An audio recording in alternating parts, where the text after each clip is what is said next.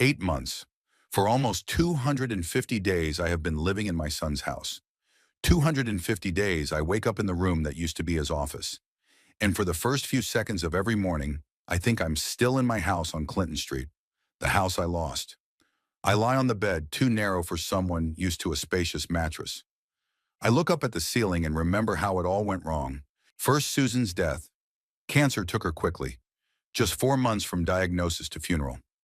Then my heart attack, the result of stress, loneliness, and possibly a broken heart.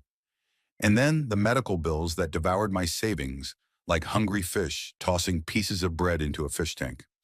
My small retirement fund was melting away before my eyes. The house Susan and I bought 30 years ago was too expensive for a single retiree. And here I am in Grafton, at the home of Keith and Vanessa, my son and his wife. Gilbert, you forgot to turn off the bathroom light again. Vanessa stands in the doorway, her thin lips pressed into a familiar line of disapproval. Electricity isn't free these days, you know. I'm sorry, Vanessa. My voice sounds too conciliatory, even for my own ears. I forgot. You forget a lot of things lately. She glances at her watch. Breakfast is in 15 minutes. Don't be late. Vanessa leaves, and I'm left sitting on the bed, clutching a shabby photo album, one of the few items I brought with me. Most of the stuff has gone at garage sales or been given to charity stores. 72 years of life packed into 3 suitcases. I struggle to rise, joints protesting every movement. At 72, my body is a constant reminder of itself, whether it's back pain or shortness of breath after climbing the stairs. But worse than physical ailments is the dependence on others, on the mercy of a son, on my daughter-in-law's patience, which I realize has long since run out. Breakfast passes in the usual silence. Keith hurries to work, his eyes fixed on his phone where he's going through his work email. Vanessa is elegant, even in her house clothes. She's a top real estate agent at a local agency, and every day she's scheduled to show houses to potential buyers. I made oatmeal, I say, trying to make conversation. I added apple and cinnamon, just the way you like it, Keith. My son looks up, as if he's just now noticing I'm here. Thanks, Dad. He quickly eats a few spoonfuls. It's good. Sorry, it's a crazy day. We're having trouble getting supplies from Canada. Vanessa barely touches her portion. I'm on a diet, Gilbert. You might want to ask before you cook for everyone. She pushes her plate away and pulls a yogurt out of the fridge. Besides, we've been spending too much on groceries lately. I can feel my face reddening. My paltry pension barely covers my medical expenses and some little things. I tried to offer money for living expenses, but Keith refused. Don't be silly, Dad. You're my dad. We'll get through this. But I can see Vanessa's lips tighten every time he says that. To her, I'm a burden, an extra mouth, an unexpected expense. I try to make up for my presence cooking when I can stand at the stove, gardening even though every bend causes my back to ache. After breakfast, Keith hurriedly says goodbye and leaves. He'll be working late. It's become the norm lately. Logistical problems, new clients, urgent deliveries. Vanessa leaves soon after, too, leaving me alone in a house that will never be mine. I walk out into the garden, a small plot with a neatly trimmed lawn and a few flower beds. I sit down on a bench and let the sun warm my old bones. I think back to my garden. Lush, a little unkept, with apple trees that Susan and I planted the year Keith was born. I wonder if the new owners kept them or cut them down. My orchard, like my house, now belongs to other people. I sold it for less than it was worth. The real estate market was in decline, and I needed the money urgently to pay medical bills. Ironically, Vanessa, being a realtor, could have helped me get a better price, but she only suggested looking for a good nursing home when Keith brought up the fact that I was having a hard time living alone after my heart attack. Nursing home. The thought of it makes me shiver, even on a warm day. I've seen these places, the sterile hallways, the smell of medication, and the loneliness disguised as care. No, as long as I can walk and think, I won't give up. I force myself up and walk over to the flower bed I've favored since moving in. Vanessa didn't mind when I offered to take care of the flowers. It saves money on a gardener. The weeds keep me from thinking about the past. I methodically pull them out, ignoring the pain in my knees. In a past life, I was an accountant for a small construction company. 40 years calculating other people's income and expenses, planning project budgets, filling out tax forms, ordinary work that would never bring riches but provided stability. Susan and I lived modestly but not in want. We were saving for retirement, but who could have foreseen that medical bills would eat up all the savings? By lunchtime, I'm back at the house. Vanessa has asked me not to cook tonight. She's bringing food from the restaurant. That means she'll be complaining about the extra expense tonight, indirectly alluding to my presence as the source of her financial problems. I sit down in my chair, cracking open a book, a detective book I found at the local library. Murder stories are strangely comforting. Their problems are always solved by the last page. The guilty are punished and justice is served. If only real life were as predictable. Vanessa's phone, left on the table, vibrates with an incoming message. I don't intend to peek, but the name Reed pops up on the screen along with the beginning of the message. I can't wait to see you again. Last time was... I look away. It's none of my business. Reed is the neighbor across the street, a divorced man in his early 40s. He often stops by when Keith's away, ostensibly to help with the heavy housework. Vanessa always perks up in his presence. But I'm not a gossip or a spy. I won't complicate my already complicated life by meddling in other people's affairs. At least not yet. Vanessa returns in the evening with boxes of Thai food and slightly flushed cheeks. Keith calls and says he'll be late. Problems with the paperwork for customs. Again, Vanessa rolls her eyes. Sometimes I think he's looking for reasons not to come home. Keith has always been responsible, I defend my son. Even in high school, he finished every project, even if it meant staying up all night. Yeah, the perfect son, I can hear the tiredness in her voice. Eat before it gets cold. We sit at a table that's too big for two. Vanessa checks something on her phone, glancing up at me every now and then, as if wondering if I'm still here. I'm thinking about getting a job, I say suddenly. Part-time, maybe an accounting consultant or something. Vanessa raises her eyebrows. At your age, who would hire you? It hurts, but I don't let it show.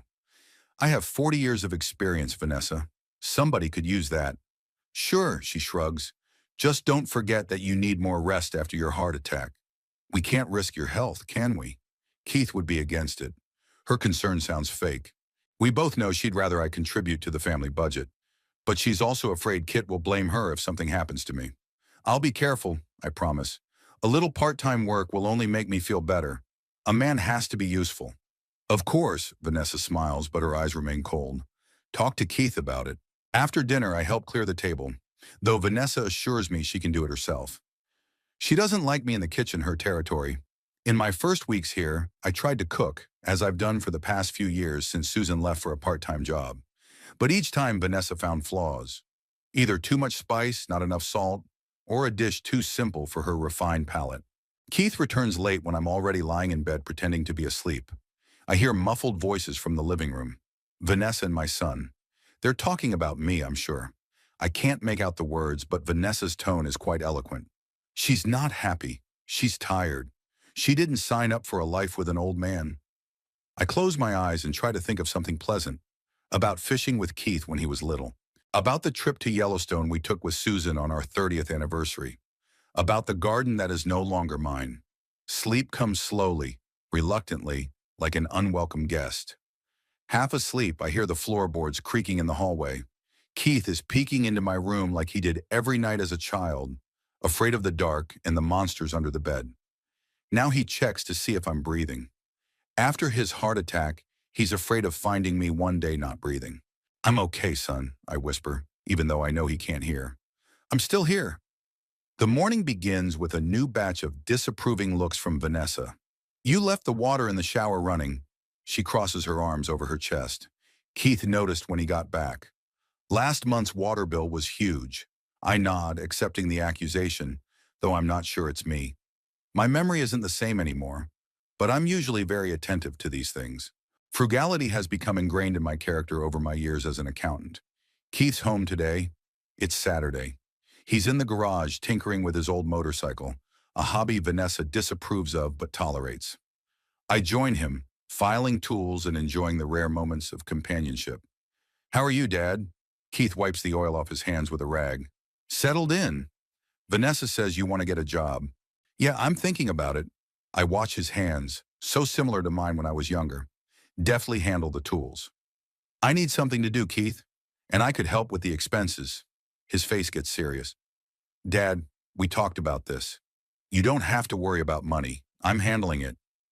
Your wife seems to think otherwise. The words come out before I can think about them. Keith sighs and puts the wrench away. Vanessa's just worried about our budget. Times are tough, but we'll get through it, really. I nod, but we both know that's not the whole truth. Vanessa sees me as a burden, a financial hole that's leaking money that could have gone to a new car or a vacation in the Bahamas. I just want to be useful, Keith. I don't want to be a burden. You're not a burden. He squeezes my shoulder, and I feel his strength and reliability. My boy grew up to be a good man, despite my mistakes. You're my father, and this is your home now. I smile, but we both know it isn't. This is Keith and Vanessa's house. I'm here on a bird's license, a temporary guest who stayed too long. The day passes in relative calm. Vanessa leaves to show the house to potential buyers, and Keith and I eat lunch of sandwiches I've made. He talks about work, about problems with Canadian suppliers, about the company's plans to expand to the East Coast. I listen and nod, excited to be a part of his life, even if that part is so small. Vanessa returns in high spirits. The deal is done. The commission will be good. She even smiles at me, though the smile doesn't reach her eyes. We could take Reed out to dinner, she suggests to Keith. He's recently returned from Chicago and brought some great wine. Sure, Keith is clearly not thrilled with the idea, but doesn't object. Dad, do you mind? Of course not, I smile. Reed's an interesting conversationalist. Vanessa gives me a quick glance, as if trying to see if there's some subtext behind what I'm saying, but I keep my face neutral. I learned that from years of working with clients who were trying to hide income from the IRS. Reed arrives at 6 with a bottle of expensive wine and a charming smile. He greets Keith formally, me politely, and hugs Vanessa a little longer than propriety demands. If Keith notices, he doesn't let on. Dinner is casual conversation. Reed talks about his trip, Vanessa about the latest trends in the real estate market. Keith occasionally interjects a comment about work. I'm mostly silent, watching the triangle across from me. Reed often glances at Vanessa when he thinks no one can see. She answers him with a smile I've never seen addressed to Keith. My son seems completely absorbed in his own thoughts, not noticing the electricity running between his wife and his neighbor. I feel a heaviness in my chest, and it's not the harbinger of another heart attack. It's the heaviness of knowledge I don't want to possess, the weight of a decision I may have to make.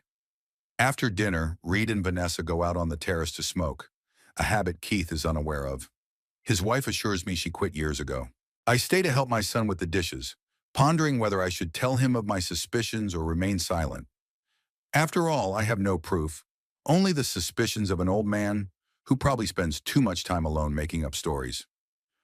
You're kind of quiet today, Dad. Keith hands me a plate to wipe. Is everything okay? Yeah, just tired. I smile at him. Old age is not fun, you know. You're not old, he laughs. You're eternal. I wish that were true. I wish I could be here long enough to protect him from the pain I feel lies ahead. But I also know that sometimes the best defense is to let the man face the truth himself, no matter how bitter it may be. Reed leaves around 10, hugging Vanessa again for a little longer than necessary. I walk to my room feeling tired in every cell of my body. Age is taking its toll, and each day requires more and more energy to just exist. I sit down on my bed and pull out a picture of Susan, the only one I brought with me. It shows her laughing, her eyes shining, the wind ruffling her hair. We were on a picnic by the lake. Keith was about 5. What would you do, Susie? I whispered to the pictures. Shushpard, you always knew the right thing to do, but the photograph is silent, and I am left alone with my doubts and fears. Fears for my son, for myself, for a future that looks more uncertain every day. I noticed this for the first time about 3 weeks ago. Keith came home from work in a good mood, even whistling something to himself as he took off his coat in the hallway. He smiled when he saw me and asked me how my day was. Just a normal father-son evening. Then Vanessa took him into the kitchen. I didn't eavesdrop, just continued reading my book in the living room. But even through the half-open door, I could see their silhouettes. Vanessa was saying something vigorously, gesturing, and Keith stood with his shoulders slumped. When they returned to the living room 15 minutes later, there was no trace of my son's good mood.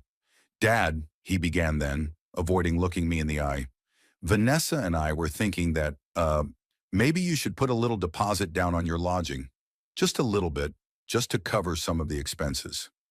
I nodded, remaining calm. "Of course, Keith, I understand." "So, you don't have to," he added quickly, glancing at Vanessa, who stood with her arms crossed over her chest. "Just if it's not too much trouble." "Keith," Vanessa interrupted him with a strained smile, "your father is a grown man. He realizes we have expenses. Since then, I've been giving them a third of my pension. It has reduced my personal expenses considerably, but I'm not complaining. I do realize that my presence puts an additional strain on their budget, but this case was the first in a series of similar changes. Every time Vanessa is alone with Keith, his attitude toward me changes. Sometimes it's subtle. He's a little more reserved, less eye contact. Sometimes the change is more obvious.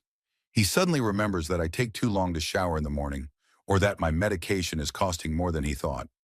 I noticed this change again this morning. Keith had returned from the night shift.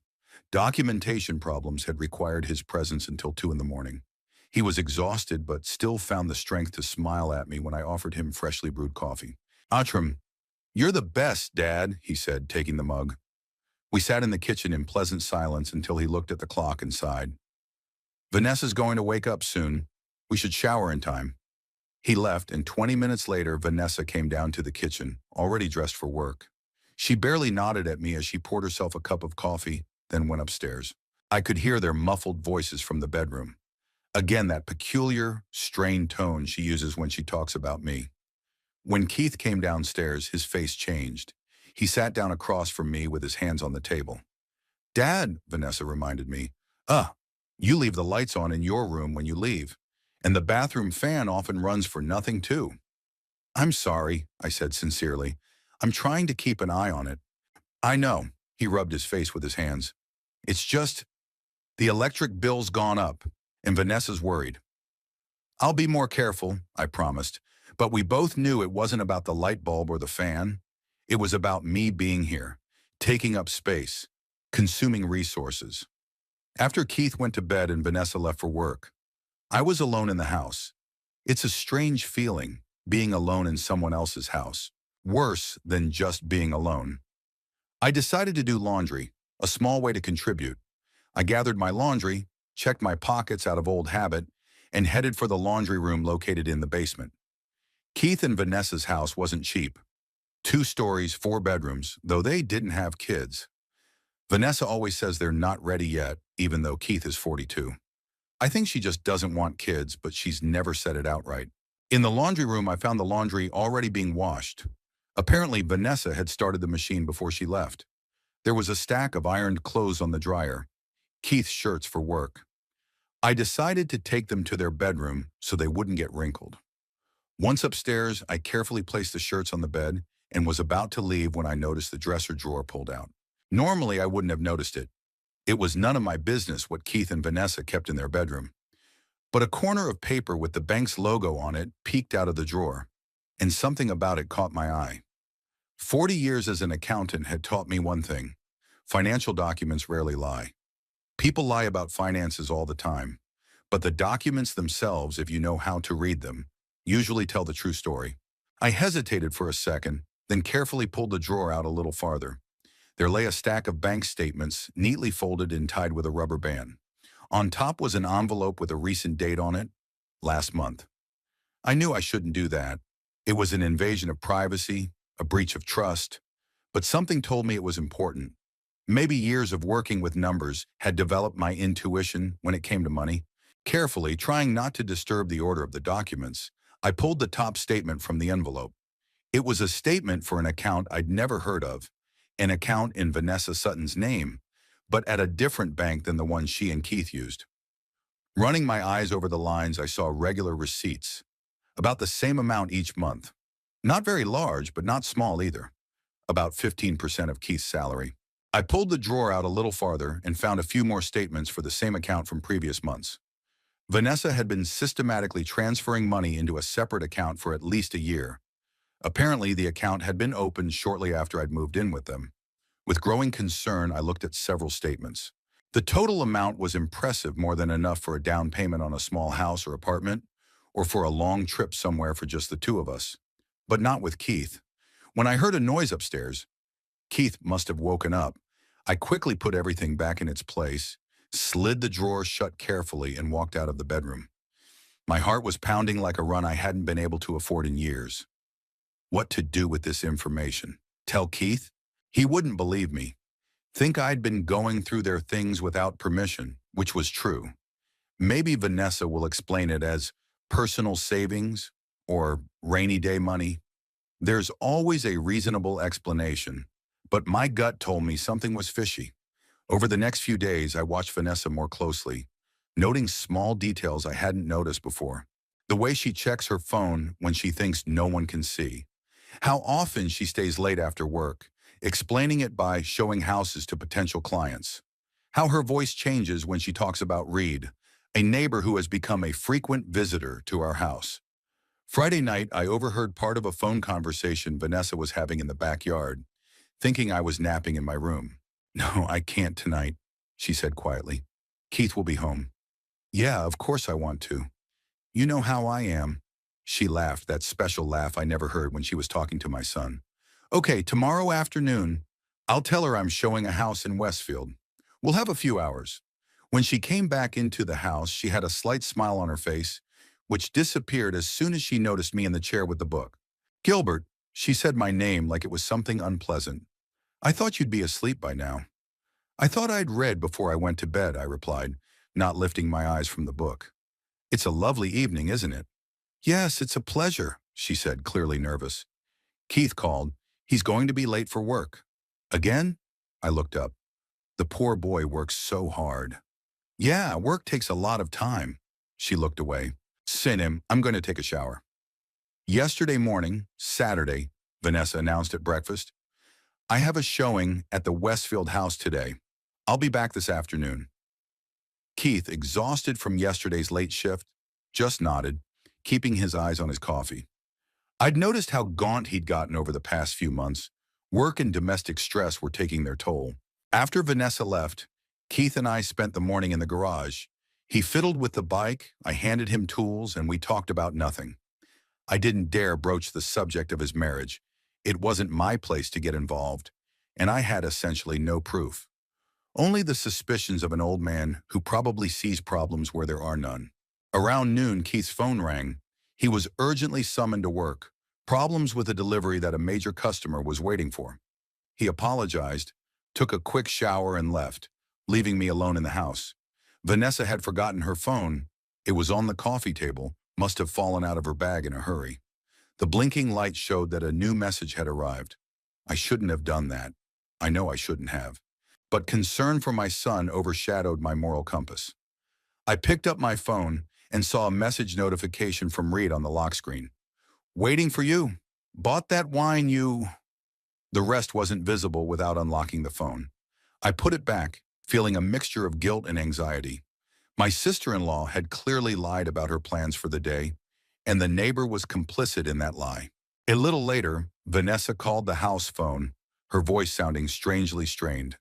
"Gilbert, I think I forgot my phone at home. Would you mind checking?" "Yes, it's right here on the coffee table," I answered in as neutral a tone as possible. "Oh, good," she paused. There were no calls or messages?" "I didn't check, Vanessa," I lied. "It's your personal cell phone." "Of course it is." She was quiet again. Is Keith home?" "No, he got called into work. There's a problem with a shipment." "I see," she sounded relieved. "I'll be right there." The show ended sooner than I thought. When she returned, she was slightly flushed, her hair loose, though it had been in a neat bun that morning. She smelled of wine and someone else's cologne. She quickly grabbed her phone, checked the screen, and seemed to relax when she didn't see any missed calls from Keith. "How was the fashion show?" I asked, watching her over my glasses. "Good. The customers are interested." She didn't look me in the eye. "I'm going to go change." That evening, when Keith got home, Vanessa was charming. She cooked his favorite meal, asked him about his day with exaggerated attention. He blossomed under that attention, and I couldn't help but wonder if it was guilt-driven or if she was just manipulating him. I hesitated whether to tell Keith or keep quiet. Without hard evidence, it would sound like the ramblings of a jealous old man trying to destroy his son's marriage. Vanessa would probably see it that way. But can I live with that knowledge, watching my son return day after day to the woman who betrays him? Would I be able to watch her manipulate him, gradually pulling him away from me, perhaps planning to get rid of both of us? This morning, as the three of us ate breakfast, I watched them with a new perspective. Keith, tired and a little aloof, but still looking at his wife with love. Vanessa constantly checking her phone, answering messages with a slight smile she was trying to hide. "What are your plans for today?" I asked, trying to sound casual. "Work," Keith sighed. "I have to finish the paperwork for customs clearance. I have a client meeting this afternoon." Vanessa didn't even look up from her phone. "And then my girlfriends and I were going out for dinner." Keith nodded, not showing any suspicion. I noticed, however, how she avoided mentioning the specific names of the friends or the place of dinner. A typical liar's tactic: fewer details, less chance of getting confused by her own lies. I didn't know what to do. Keep gathering evidence? Talk to her directly? Or let this lie continue to grow until it consumed our entire family? One thing I knew for sure: I couldn't just sit back and watch my son suffer, but I had to tread carefully, very carefully. All day long, I prepared myself for what was to come. After breakfast, when Keith and Vanessa had left to go about their business, I drove to the public library.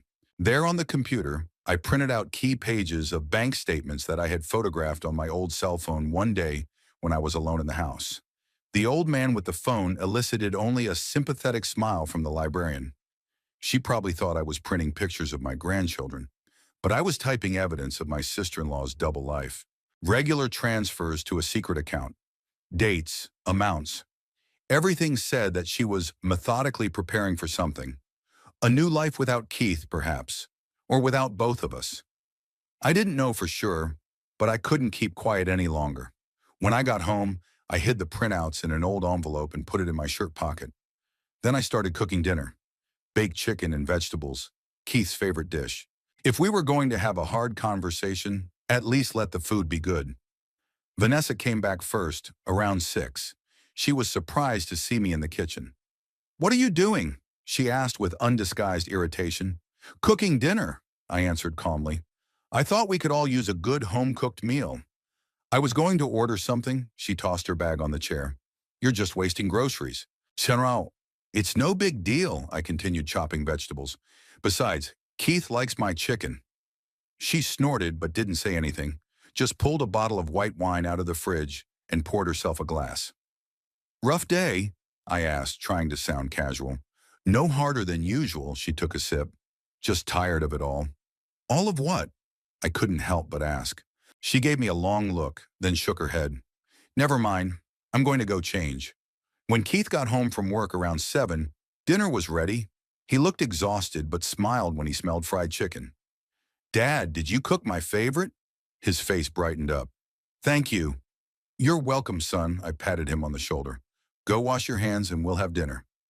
We sat down at the table, me across from Keith and Vanessa. She was finishing her second glass of wine and looked a little relaxed, though there was tension in her eyes. "How was your day at work?" I asked Keith as I served him a portion. "Hectic, but productive," he sighed. "Finally got those customs forms sorted out. The shipments should be on schedule now." "I hope so," Vanessa raised an eyebrow. "Because our budget can't handle your constant overwork." "How? What do you mean?" Keith looked at her puzzled. "I get paid overtime." "Yeah, but you're spending more on gas, more on eating out." She shrugged. "Plus, we eat more convenience foods because I don't have time to cook for everyone." She said the last word with emphasis, glancing in my direction. The implication was more than transparent. "Vanessa, please." Keith looked embarrassed. "Not now." "When?" She poured herself more wine. "We never talk about it. Our bills are mounting. Our house has turned into... I don't even know what it's become. We can't afford a vacation for the second year." "We'll discuss it later." Keith lowered his voice, giving me an apologetic look. "No, let's discuss it now." I set my fork aside. Vanessa, if my presence is causing financial problems, we can find a solution. Oh, really? Her voice oozed sarcasm. And what would that be? Will you suddenly find a job at your age? Or magically cure all your diseases and stop spending money on medication? Vanessa, Keith raised his voice. Stop it, please. Why? She took another sip of wine. We all know it's true. We spend at least $500 a month to support your father. Electricity, water, groceries, medicine. And he pays us a ridiculous amount that barely covers his food. I felt myself blush, not with shame, with anger. Everything I'd suspected about Vanessa, everything I'd seen in the last few months, had suddenly crystallized into a firm conviction that woman doesn't love my son. She's using him. I understand your concern, Vanessa, I said slowly. But maybe the problem isn't me, but other expenses that Keith doesn't know about. She froze with the glass to her lips. What do you mean? Dad, what are you talking about? Keith looked puzzled. I took a deep breath. There was no turning back now. I think we need to talk about how Vanessa handles the family budget. I looked her straight in the eye. And where the money in your joint account goes. Vanessa set her glass down so hard that the wine spilled onto the tablecloth. You've been going through our financial records? How dare you? I didn't, I lied, feeling that in this situation a little lie was forgivable. I accidentally saw the statements when I was taking Keith's shirts to your bedroom. They were in an open drawer. And you decided to study them? Her eyes narrowed. This is an invasion of our privacy. What's going on? Soniri. Keith looked from me to Vanessa. What statements are we talking about? Your wife has a secret bank account that you don't know about, I said bluntly. She transfers a portion of your paycheck into that account every month, which supposedly goes to general expenses. Keith's face stretched. Is that true, Vanessa? She laughed, but the laugh sounded fake. Keith, are you really going to believe your father's delusions? He might be getting senile dementia. I told you I've noticed some strange behavior. I don't have dementia. I felt the anger rising inside me. And I have proof. I pulled an envelope out of my shirt pocket and placed it on the table. What's this? Keith took the envelope. Statements from Vanessa's secret account, I replied. An account at First National Bank, opened in her name about a year ago. It receives about 15% of your paycheck each month. Keith opened the envelope and began to look through the printouts. His face changed with each page. Disbelief changed to shock, then anger. Vanessa, what is this? His voice shook. Why do you need a secret account? It's not a secret account. She raised her voice. It's my personal savings. I have a right to have my own money. But why didn't you tell me about it? Keith continued flipping through the statements. And why are there amounts here that should be going to pay our bills? I'm saving for a rainy day, she crossed her arms across her chest. You should be grateful for my foresight. Prudence? I couldn't help myself. So when you complain about rising bills and blame it on me, that's foresight? Shut up! Vanessa jumped up. You don't understand anything. You ruined your life, and now you're trying to ruin ours. Vanessa, calm down. Keith put his hand on her shoulder, but she threw it away. No, I will not calm down. She was already furious. I'm tired of this. Tired of living with your father. Tired of saving money on everything. Tired of listening to him cough at night and mumble in the morning. I want a normal life, Keith. We have a normal life. Keith looked shocked at her outburst. No, we don't. She drank her wine in one gulp. We're living like nurses in a nursing home. I didn't sign up for this when I married you. There was a heavy silence. I could feel my heart pounding in my chest and prayed that it could take the stress. I didn't want to have a heart attack in the middle of a family drama. So this is what you really think, Keith said quietly. You think my father's a burden. Isn't he a burden? Vanessa grinned bitterly. Be honest for once, Keith. You're not glad he's here. You're just too right to admit it. Keith shook his head. You're wrong. I'm glad my father is with us. Yes, it requires some sacrifices, but he's my family. He's taken care of me my whole life. Now it's my turn. How touching, she puckered her lips. But I can't live like this anymore. Either your father starts paying the full cost of his living, and I mean the real cost, not the measly crumbs he's giving now, or we'll think about a nursing home. I've heard there are some good places in Oakwood. I felt the anger rising in me in a new wave. This woman has been using my son for years, lying to him, possibly cheating with a neighbor, and now she's threatening to send me to a nursing home? It's time for you to pay your rent, or we'll think about the nursing home, she repeated, looking right at me. Make up your mind, Gilbert. I rose slowly from the table. Despite my age, I straightened up to my full height, feeling the fatigue of the last few years disappear. In that moment, I was again the Gilbert who had protected my young son from school bullies, the Gilbert who had supported Susan in her fight against cancer until her last breath. Well, then it's time for everyone to know the truth about you, I said, looking her straight in the eye. What are you talking about, Dad? Keith looked worried. About your wife not only stealing your money, son? I kept looking at Vanessa, who was frozen with a glass in her hand. She's also meeting with our neighbor Reed behind your back. Vanessa paled so dramatically it was as if all the blood had been drained out of her. What kind of nonsense are you talking about? Her voice shook. Not bullshit, Vanessa. I shook my head. I saw the messages from Reed on your phone when you asked me to give him to you. I heard you talking to him in the garden when you thought I was asleep. I've seen you come back from house shows with your hair loose and the smell of his cologne. That's absurd. She set her glass down with such force that the stem broke and the wine spilled across the table. Kit, don't listen to him. He's trying to destroy our family. Keith sat motionless, his face whiter than chalk.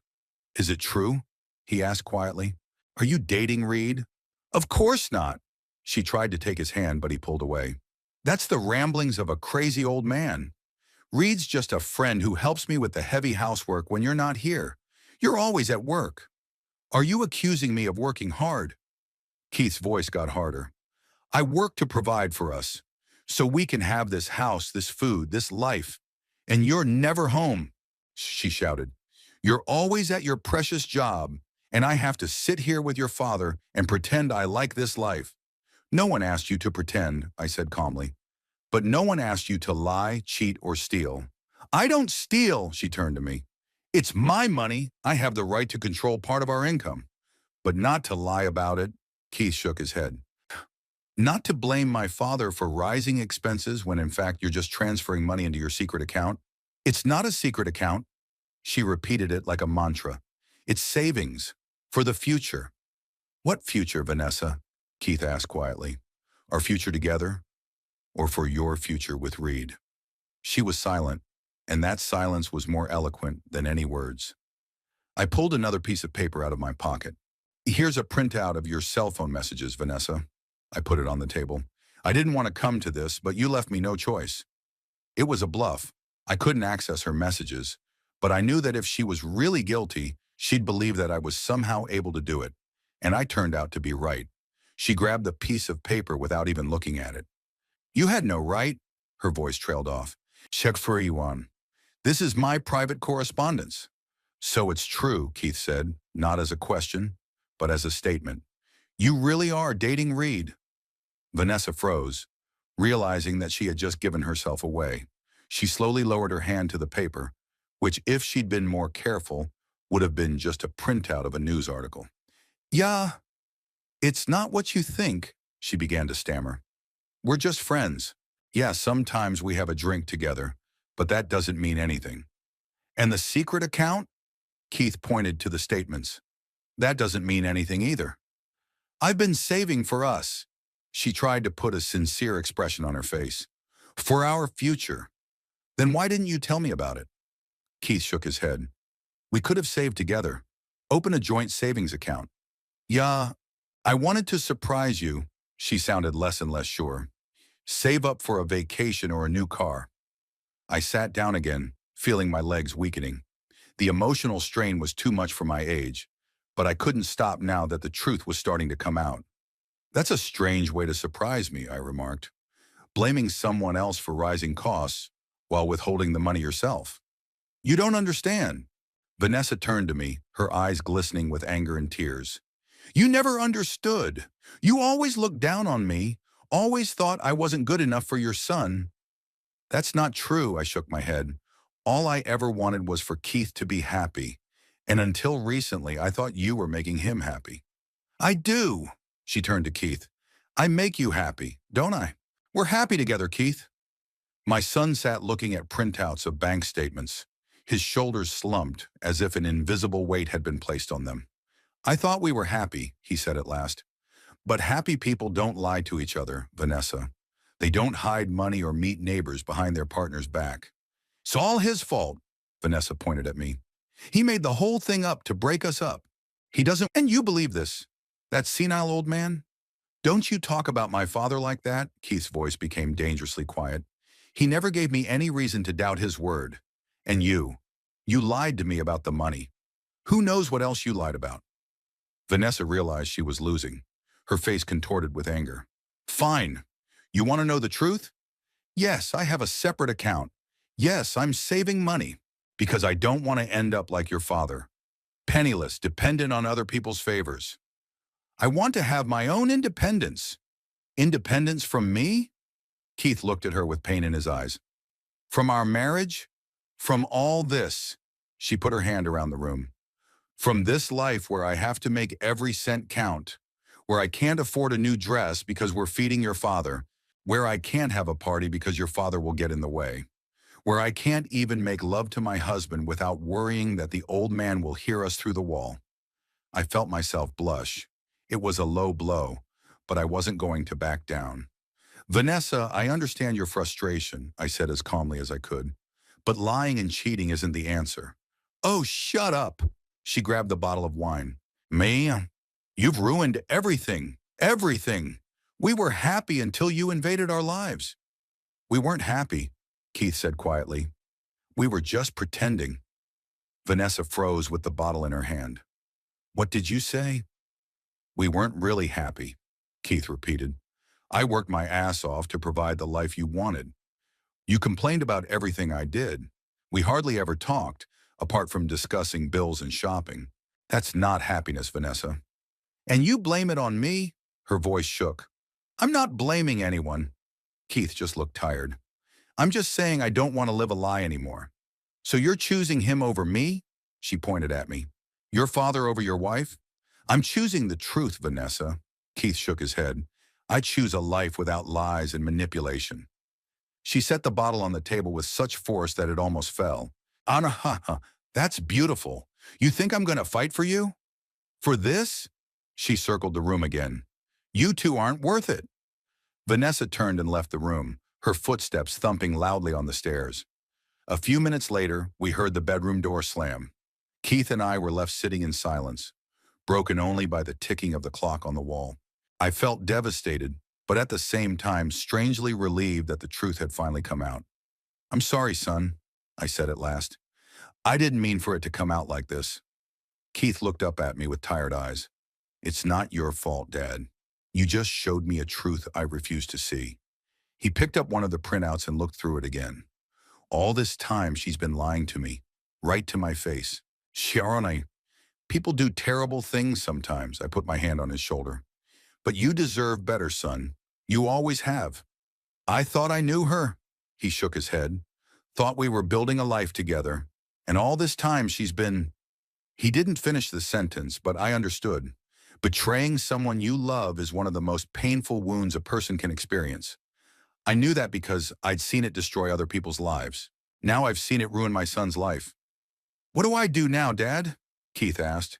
And in that moment he seemed so young, so vulnerable, like he had been when he came to me as a child with broken knees or broken toys. You have to decide for yourself, son. I squeezed his shoulder. But whatever you choose, I'll support you. There were sounds coming from upstairs. Vanessa seemed to be picking up or moving something. Keith raised his eyes to the ceiling, then looked up at me again. Thank you for telling me the truth. His voice was quiet but firm. Even if it hurts. Sometimes the truth is the only cure, I replied, feeling my heart clench with pain for my son. Even if it's bitter. We sat in silence while the sounds of traffic and muffled swearing came from upstairs. A family dinner that was supposed to be a normal evening had turned into a point of no return for all of us. Vanessa paled as she realized her carefully constructed lie was crumbling. And now we were all going to have to live with the consequences of that collapse. The rumbling upstairs continued like the sound of a distant thunderstorm. Vanessa opened and closed the drawers of her dresser, banged cabinet doors, dropped something, and objects thudded against the carpet. Keith and I sat downstairs, hesitant to get up. I, because I didn't want to aggravate the situation with my presence. Keith, because I guess he just didn't know what to say or how to act. "Shouldn't we get up?" I finally asked, "to see what she was doing?" Keith shook his head. "Let her calm down. If I went now, we'd only keep fighting." He was right. In situations like this, it was better to give the person time to cool down, to gather their thoughts. Although, from the sounds of it, Vanessa was more packing than thinking. "I'm sorry about what happened." I put my hand on my son's shoulder. "I didn't mean to cause trouble." "You didn't create them, Dad." Keith smiled weakly. "They already existed. You just took the blindfold off." He stood up, went to the window and looked out at the evening garden for a while. It was getting dusk, and the reflection of his face in the glass seemed like a ghost. Pale, lost. "You know, I guessed it," he said, without turning around. "I'd noticed the oddities, the way she was reluctant to talk about money, the way she changed when Reed came over. I didn't want to see." "We often don't see what we're not ready to see," I replied, thinking about the signs I'd ignored when I'd first moved here. "Salan, how long have you known?" Keith turned to me. I had suspected it for a few weeks. I decided to be frank. But it wasn't until recently that I became sure, when I saw her messages and found the transcripts. He nodded, accepting my answer. There was no accusation on his face, only weariness and pain. "Was she really going to put you in a nursing home?" "I guess so," I sighed. She'd never made it a secret that she thought I was a burden. She just hadn't said so openly before. The conversation was interrupted by the clatter of heels on the stairs. Vanessa was coming down, holding a small suitcase. Her face was pale but determined, her eyes red. She had obviously been crying, but was holding it together now. She stopped in the doorway of the living room, looking at us. "I'm leaving for my parents," she announced. "I need time to think." "What's there to think about?" Keith's voice sounded tired. "You lied to me. You've been seeing someone else. You've been stealing our money together." "I didn't steal," her voice trailed off. "It was my money. I'm entitled to a share of our income." "It's not about the money, Vanessa." Keith shook his head. "It's about you hiding it all." "Why? If it was your money, why couldn't you tell me about it?" She was silent, clutching the handle of the suitcase so tightly that her knuckles turned white. "And Reed?" Keith continued. "Are you going to tell me I got it wrong too?" "Reed's just a friend." She lifted her chin. "Yes, we spend time together sometimes. But you're always at work, kid. What am I supposed to do? Sit at home and stare at the walls? Or your father?" I felt myself blush with anger, but I held back. Now was not the time for another fight. "You could have been honest." Keith looked devastated. "Say you're lonely, that you want more companionship. We could have found a solution." "What solution?" She laughed bitterly. "Would you work less, or let me spend more money on myself? Or would you agree to let your father move into a nursing home?" Keith was silent, and that silence was more eloquent than any words. We all knew that the situation had gone too far for simple solutions. "Exactly," Vanessa nodded, as if his silence confirmed that she was right. "And Masisham, nothing would have changed. That's why I did what I did." "Including Reed?" Keith finally looked up. Vanessa looked away, avoiding his gaze. "I already told you. We're friends. Friends who meet in secret?" I couldn't help myself. "Friends who exchange intimate messages?" "And you!" She turned to me, eyes blazing with rage. "You had no right to read my messages. It's a violation of privacy. It's illegal. As illegal as stealing your husband's money?" I raised an eyebrow. "I didn't steal." She was almost screaming. "It was my share." "A share Keith didn't know about," I shook my head. "A share that you were hiding while blaming me for the rising costs. Because you actually increased our expenses." She pointed her finger at me. "Water, electricity, food, medicine. All of it costs money, which I was paying for, Myra reminded her. And you know I was offering to pay more. Your crumbs didn't cover anything. She waved it away. Enough. Keith raised his voice, which rarely happened. Stop blaming each other. The fact is, Vanessa, you lied to me. About the money, about Reed, about your feelings for my father. You've been faking it for years. She looked at him like she was seeing him for the first time. And you, her voice was quieter but no less venomous. You pretended that everything was fine, that you were happy with our life, that you weren't tired of working your ass off to provide a home we could barely afford. I worked to provide for us. Keith waved his hands. So you could have everything you wanted. Everything but yourself, she shook her head. You were never there for me, Kit. Physically, yes, but in your mind you were always somewhere else. At work, with your dad, with your stupid motorcycle. Anywhere but with me. I could see how those words hurt Keith. Perhaps there was some truth to them. My son had always been a workaholic, always putting work and responsibilities first. But that didn't excuse her deception. If you weren't happy with something, you should have said so. Keith clenched his fists. Not have an affair with a neighbor and save money behind my back. I tried to talk. She threw up her hands. I've been trying for years, but you always waved it off.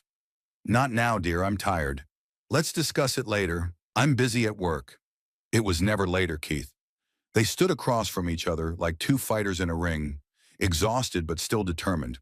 I felt unnecessary in this scene, but I couldn't leave, partly out of concern for Keith, partly because this situation had arisen because of me, and I had to see it through to the end.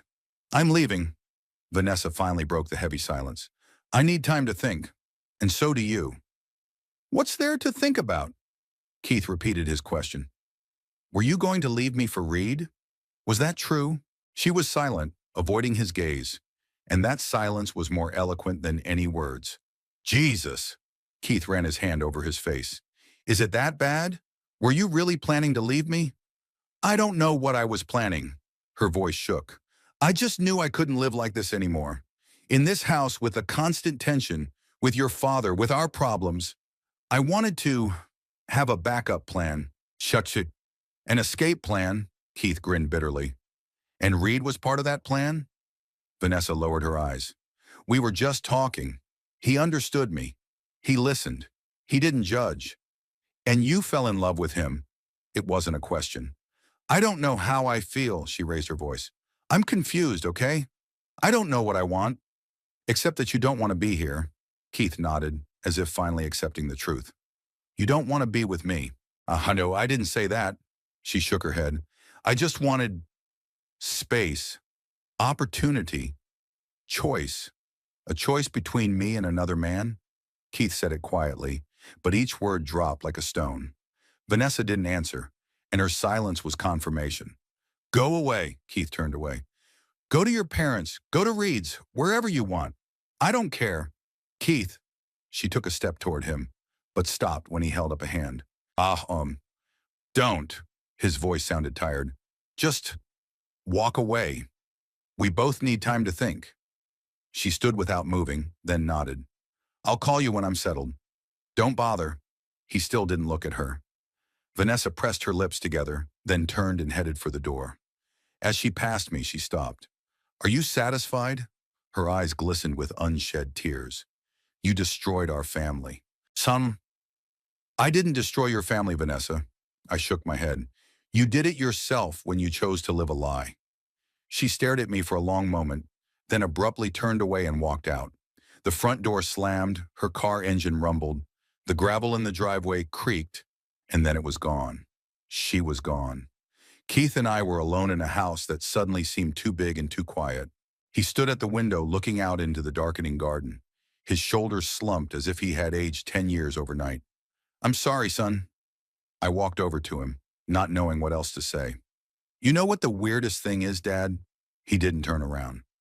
I feel the pain, but not the shock. It's like a part of me always knew this would happen, that something was wrong between us. Sometimes we feel the truth even when we refuse to admit it. I put my hand on his shoulder. Our subconscious is smarter than we realize. Keith finally turned to me. There were tears in his eyes, but he didn't let them spill. What did I do wrong, Dad? His voice trembled. Where did I go wrong? My heart squeezed at those words. My strong, confident son, who had always known what he wanted out of life, now stood before me broken and lost. You didn't do anything wrong, Keith. I squeezed his shoulder. Sometimes people just change. Their feelings change. Their priorities change. Or they were never who we thought they were. He grinned bitterly. I thought I knew Vanessa, that she loved me the way I loved her. Maybe she did, I tried to be fair. In the beginning. But then something changed. Yeah, Reed showed up. Keith turned away again. Younger, freer, without a burdensome father around his neck. Don't say that, I shook my head. It's not about me. Who else would it be about? He waved his hands in the air. Everything changed when you moved in with us? Vanessa became irritable, unhappy. I thought it was temporary, that she'd get used to it. But it just got worse. Keith, I made him turn to me. Listen to me carefully. If Vanessa really loved you, my moving in wouldn't change anything. Yes, there would be some tension, a period of adjustment. But true love withstands adversity.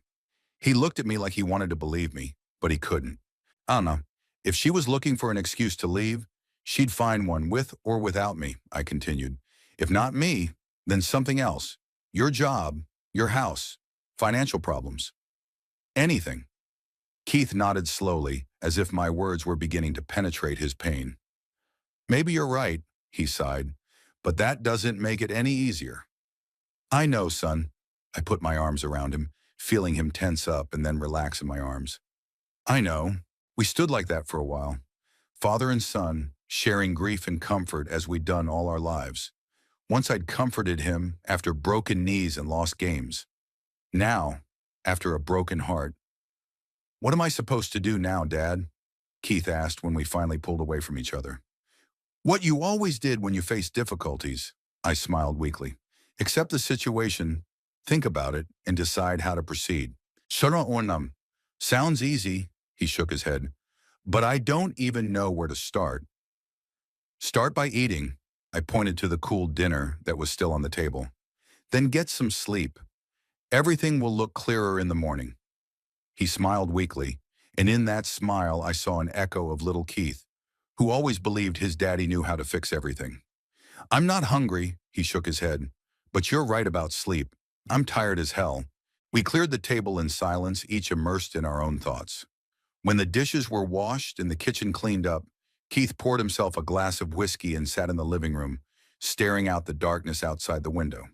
You don't know how angry I am, he said without looking at me. At her, at myself. Even at you, even though it's unfair. I understand. I sat down across from him. Anger is a normal reaction. You know what the most frustrating thing is? He took a sip. Not that she was dating Reed. It's not that she was saving money behind my back. It's that she blamed you for all of our problems. She made me think you were the reason our marriage was falling apart at the seams. I kept quiet, letting him talk. And I almost believed it, he shook his head. Almost started to see you as a burden, like a problem to be solved. God, how could I? Well, you loved her and you wanted your marriage to work, I said softly. It's natural to compromise, to try to make your partner happy. But not at the expense of your own father. He looked ashamed. Not at the expense of the man who was always there for me, no matter what happened. Keith, I leaned forward. I never doubted your love. I never thought you'd choose her over me. But if it had happened, I would have understood. I really would. He gave me a long look. You're better than I deserve, Dad. Not true, I shook my head. You deserve the best, son. You always have. We sat in a silence that didn't seem so heavy now.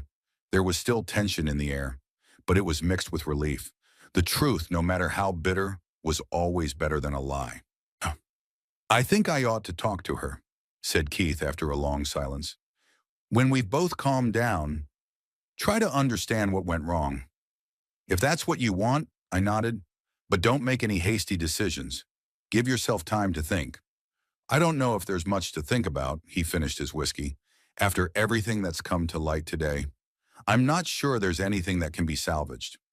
That's for you to decide, I sighed. I know, but whatever you choose, I'll support you. Keith set down his empty glass and rubbed his face with his hands. You know what's weird, Dad? Part of me feels relieved. It's like I've been carrying a heavy load all this time without realizing it. And now, he's down. It hurts, but it's easier to breathe. I knew what he meant. Living a lie is a constant strain, even if you don't realize the deception. Something inside you always knows something is wrong, and that part never lets you fully relax. I should probably go to bed. Keith got up. Tomorrow will be a new day. Good night, son. I got up too. If you need anything, I know, he smiled weakly. You're always there for me. When he left, I was alone in the living room. The house seemed strangely empty without Vanessa, though her presence had never been particularly warm or welcoming. I sat down in a chair, feeling the fatigue come over me. I'd done what I had to do, revealed the truth, protected my son from further deception. But then why did I feel so heavy? Why did the guilt gnaw at me? Perhaps because, despite my excuses, I had invaded Vanessa and Keith's privacy, going through their files, reading their emails, going behind my son's back instead of sharing my suspicions right away. Or maybe it was because part of me knew, if I hadn't moved in with them, maybe their marriage wouldn't have been under so much pressure. Maybe Vanessa wouldn't have started looking for comfort on the side. Maybe they'd still be together, even if not perfectly happy. But then I remembered the words I'd said to Keith. If Vanessa was looking for an excuse to leave, she'd find it with or without me. True love withstands adversity, and I knew it was true. If their feelings were strong enough, my moving out would be just another challenge they'd overcome together, not a stumbling block that ruined their union. Sleep wouldn't come. I sat in my chair listening to the silence of the house and thinking about how strangely life works. In the morning I was an elderly man, living at the mercy of my sister-in-law, afraid to say a word lest I irritate her. And now I felt both guilt and relief at the same time. Guilt for the pain Keith was in, and relief that the truth had finally come out. I didn't know what tomorrow would bring. Would Vanessa come back to try to save the marriage? Or would she file for divorce? Would Keith forgive her or decide the betrayal was too serious? What would happen to me, to the house, to our small, broken family? But one thing I knew for sure, whatever the consequences of my action, I couldn't do otherwise. There are times in life when you have to stand up and tell the truth, even if it destroys the world around you.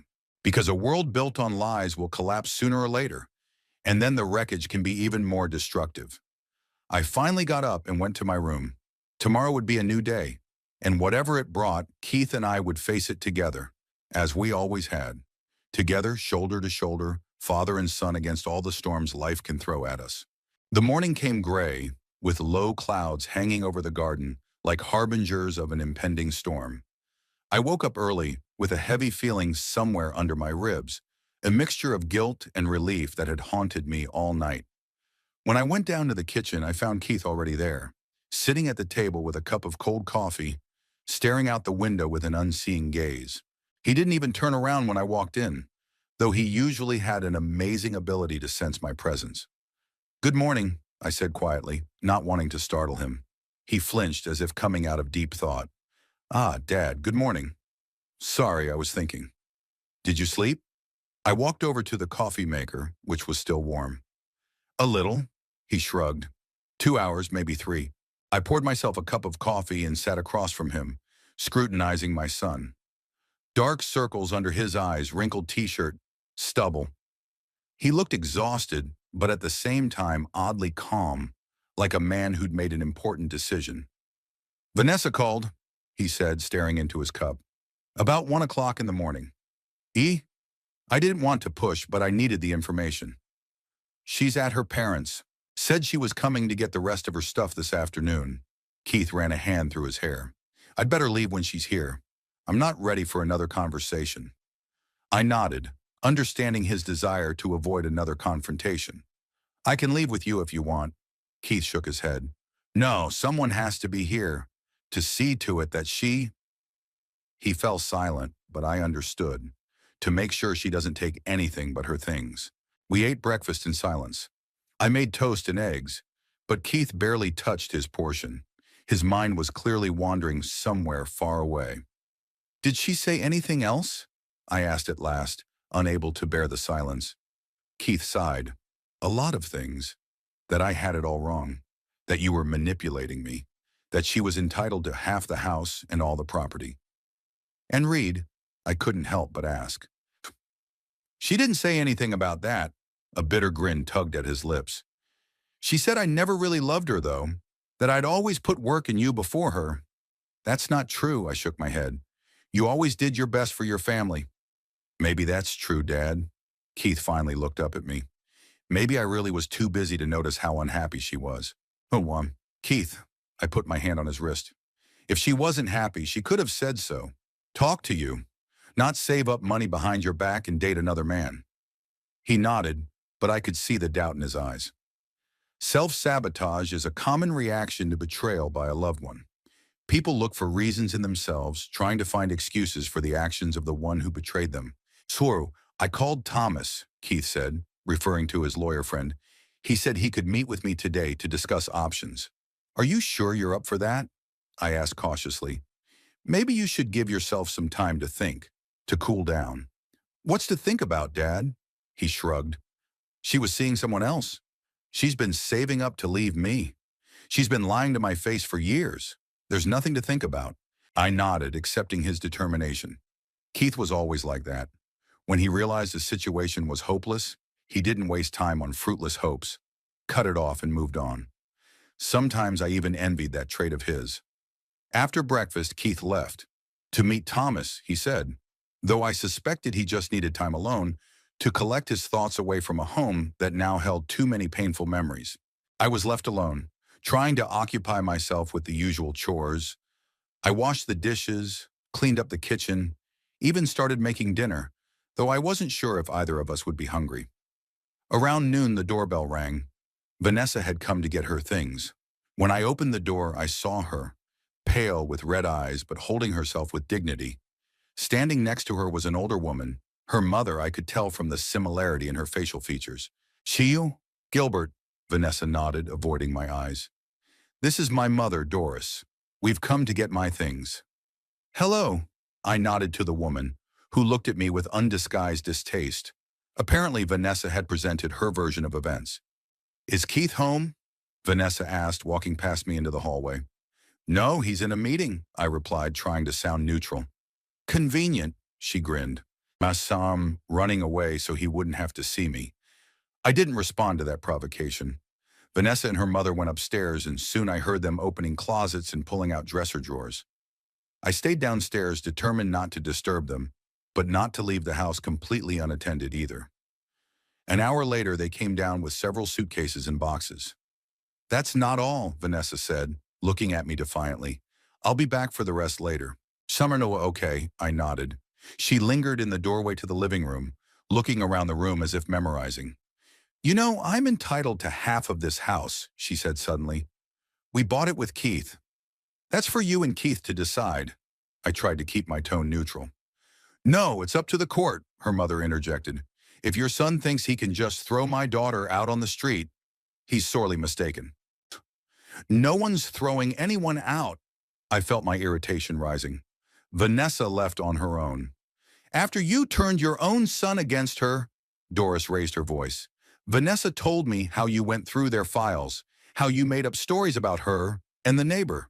Mom, please. Vanessa put her hand on her shoulder. Not now. No, now. The old woman wouldn't stop. That old man ruined your family. He should know what he's done. With respect, Doris, I said as calmly as I could. Your daughter destroyed her family when she decided to cheat on my son and date another man.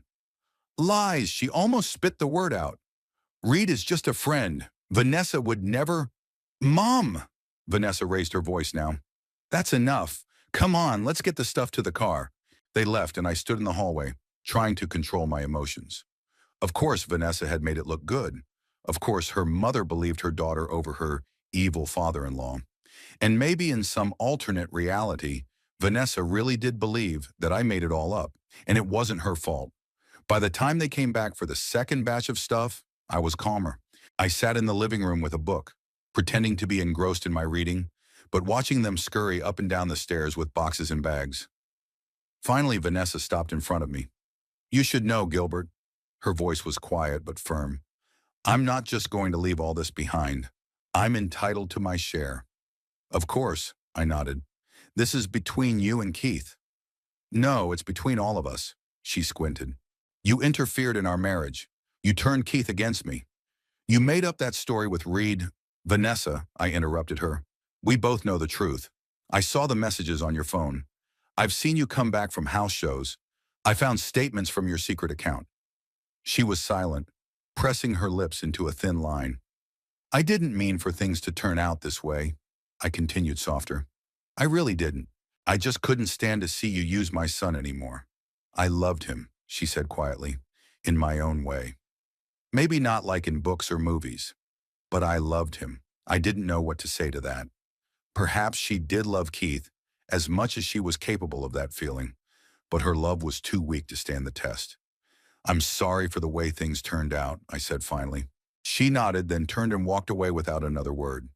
I heard her and my mother loading things into the car, the engine starting, the gravel squeaking under the tires. Once again, the house fell into silence. Keith came back late in the afternoon. I was beginning to worry when I heard the sound of his key in the lock. He looked exhausted, but more focused than he had been in the morning. Was Vanessa here? He asked, taking off his jacket. Yeah, with my mother, I nodded. So, took a lot of stuff. Said she'd come back for the rest later. Keith sighed. Good. I want her to get all her stuff as soon as possible. The sooner we get this over with, the better. How did the meeting with Thomas go? I asked, following him into the kitchen. Fine. He pulled a bottle of beer out of the fridge. He explained my options. If Vanessa agrees to an amicable resolution, we can divide the property without a trial. If not, he shrugged, we'll have to go to court. She mentioned she's entitled to half the house, I said carefully. Yeah, technically she does. Keith took a sip. The house is in both of our names, but I put up most of the down payment, the money from the sale of my first apartment. Thomas said it could be used in court. I nodded, feeling both relieved and anxious at the same time. Court proceedings are always painful and often unpredictable. I've started divorce proceedings, Keith said abruptly. I filed today. So soon? I couldn't hide my surprise. Are you sure you don't want to wait and think about it? What's there to think about, Dad? He shook his head. She was seeing someone else. She lied to me. She was saving up to leave. Even if I wanted to forgive, how could I trust her again? I understood his logic. Trust once broken is very hard to rebuild, especially when the betrayal was so layered. Don't you think you're rushing into a decision? I still asked, feeling I had to offer an alternative point of view. Maybe counseling with a psychologist. Family therapy. Keith looked at me with a slight smile. You've always taught me not to rush into big decisions. But this time, Dad, I'm confident. Do you know why? I shook my head, waiting for his explanation.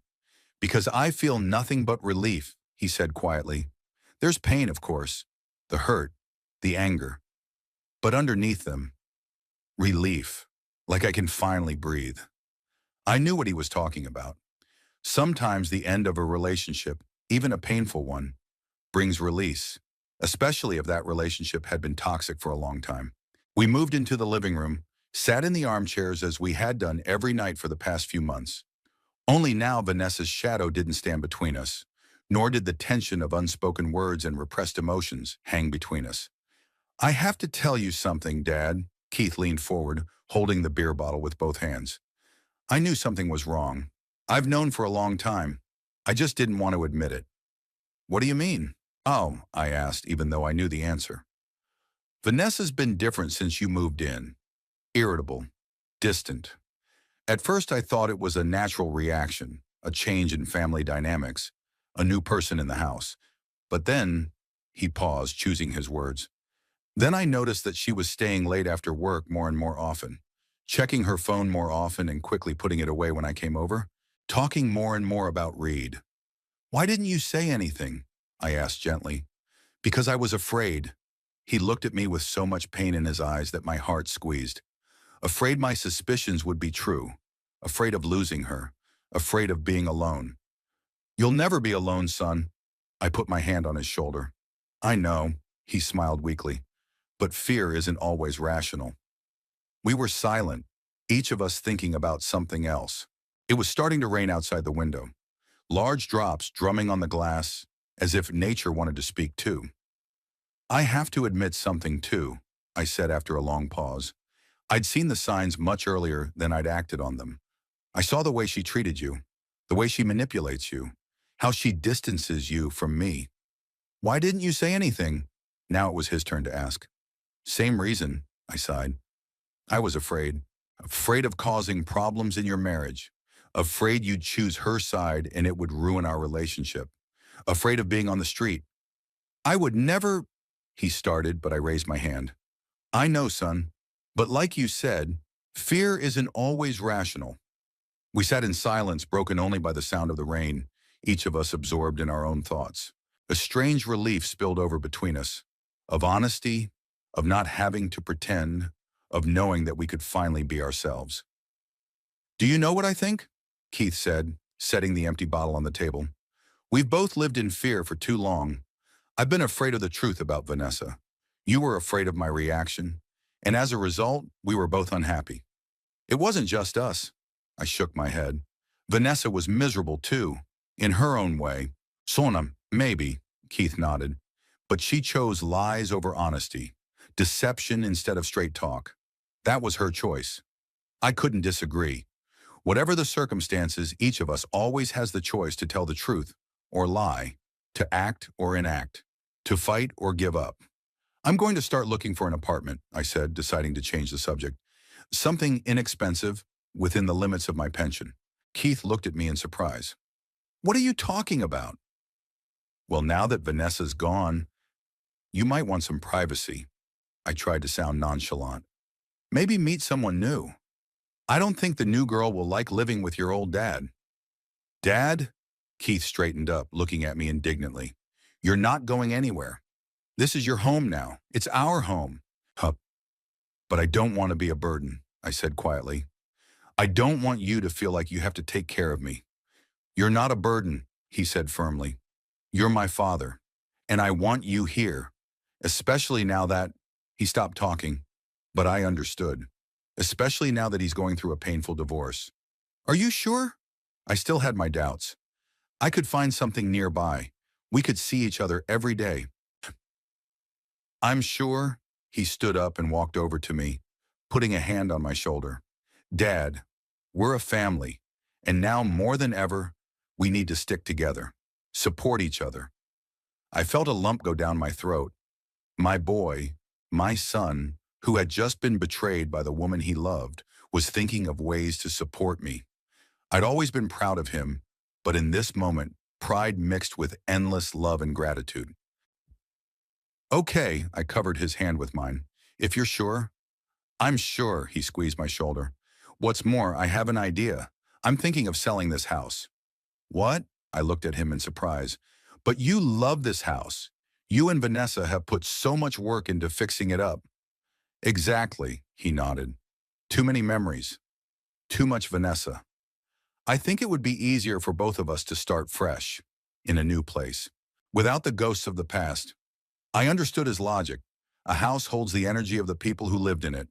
Every corner of it reminded me of Vanessa, her things, her interior tastes, her presence. I talked to Thomas about it, Keith continued. He said that if I agreed to sell the house and split the proceeds with Vanessa, it might make the divorce easier. She'd get her share of the money, and I'd get mine, and we'd be free of each other. And you? What are you going to do? I asked. Buy something new. Smaller, maybe, but ours. For you and me, Dad. His eyes shone with determination. A place where we'd both feel at home, not guests. I didn't know what to say. The idea was tempting, a new home, without the painful memories, without the constant feeling of being in someone else's territory. But at the same time, I worried about Keith. Would it be too drastic to sell the house he loved so much? You don't have to do it for me, I said finally. I can adapt to any circumstances. I'm not just doing this for you, he shook his head. I'm doing it for both of us. I don't want to live here, Dad. Every corner will remind me of Vanessa, of her betrayal. I want to start over, in a place not poisoned by lies.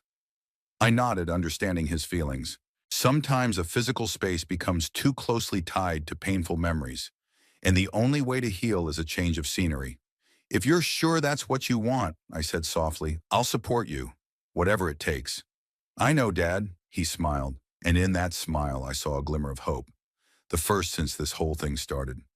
We'll get through this, together. The rain outside the window intensified into a downpour, but inside the house, despite all the problems, it felt a little warmer. It was as if the heavy blanket of lies and pretense that had suffocated us for months had finally been thrown off, allowing us to breathe freely. That night I couldn't sleep for a long time.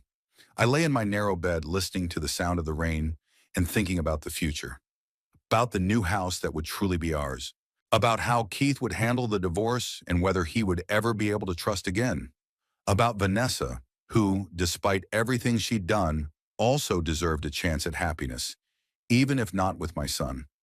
I didn't know what the next days and weeks would bring. Divorce is rarely easy or pleasant. Vanessa could turn it into a real war, especially if she felt cornered. But no matter what happened, Keith and I would face it together, as a family, like we always do.